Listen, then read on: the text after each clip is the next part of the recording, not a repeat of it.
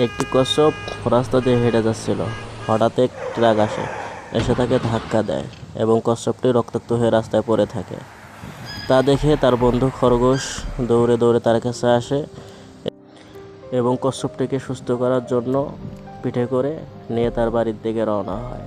বাসায় গিয়ে তার চিকিৎসা করে তাকে আগুনের তা দিয়ে গাটা গরম করে তাকে সুস্থ করে বাড়িতে দিয়ে আসে এবং খরগোশটি বিদায় নিয়ে চলে যায়।